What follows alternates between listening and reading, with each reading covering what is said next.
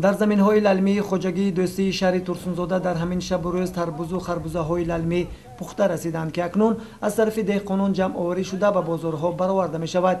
یکی از دهقانان با تجربه مسلمانقل یلداشوف در میدان 4 گکتار تربوز و خربوزه للمی پرورش کرده است که محنت‌های شبانه روزیش ثمره خوب را به بار آوردند. من همین زمین باوز تربوز کردگیم و خربوزه کردگیم از نقشه خوجگی یا برابر زیاد پلانش اجرا کردم و قدرتم میرسد.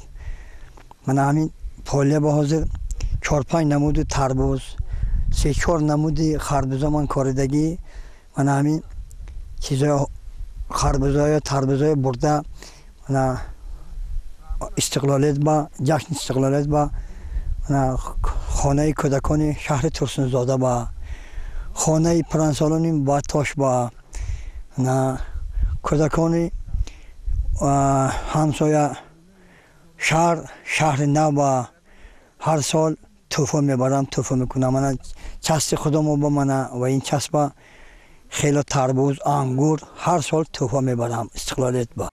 مسلمانقل یلداشوف دهقانی با تجربه هینی صحبت گفت که تربوز و خربوزه های للمی نسبتا به سلامتی انسان فایده بخش است، زیرا در زمین های للمی به پرورش این محصولات کشاورزی نوری و غذا استفاده نمی گردد.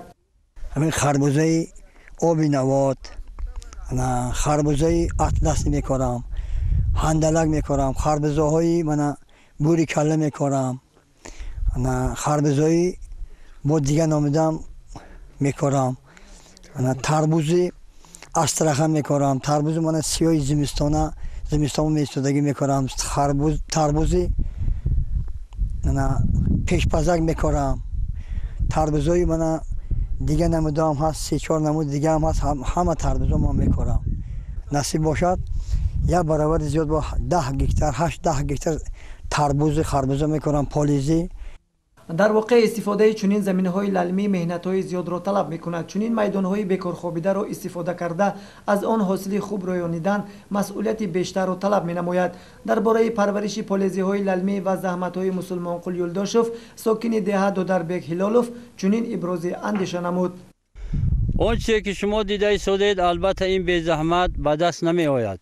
این همه زحمت‌های کشیدگی یعنی دهقان اصیل مسلمانقل گویا که حاصل شده ایستاده است. این اصلا اصل موافق تجربه دهقانان، موافق گفته گذشتگان مایان، این زمین حاصل خیز کردن زمین را آب و تابی تیرماه به دست می آورد. چنانچه می گفتند که یعنی که اگر زمین شدگار کنی تیرماه شدگار که نکنی 10 بار شدگار که، 1 باری تیرماه 10 باری زمستانه گویا که حاصلش میتید. پیش وقت بابای دهقان‌ها انمی شب روز زمینه یعنی که جفت میکردن شدگار میکردن تا که از آفتاب تیرما غذا بگیرد. اما آفتاب تیرما غذا گرفتن آفتاب تیرما به منزله داروی حاضر زمان است. ذخیره میگیرد به خودش. وقتی بار کشید کدام نمود زراعت که کاری یعنی اون زراعت حاصل خیز میآید.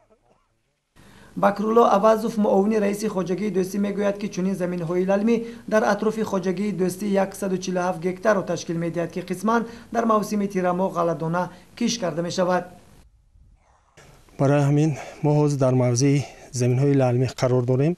امسال با انجیق‌های طبیعت نگاه نکرده ما از زمین‌های للمی گندمی خوب رویاندیم. در زمین للمی باز کشتی پالیزی گذراندگی هستیم که یک نشونماش خیلی که شما دست دادید خیلی خوب است، حاصل فراوان است. من برای جشن همین 26مین سالگرد استقلالیت دولتی جمهوری تاجیکستان ما یک مکافات هم گوییم برای دسترخوانی خلقمون پیشکش می نماییم. حاصلمون تیار است، ما به فروش میبریم برای خلقی هم شهر ترسونزاده هم جمهوری. با مقصد تامین امنیت عضوقواری دهقانان زحمت‌قرین شهر ترسونزاده چه در زمینه‌های آبی و چه در زمینه‌های للمی محنت‌های صافدلانه کرده به پیشروی اقتصادیات دولت سهم می‌گذارند.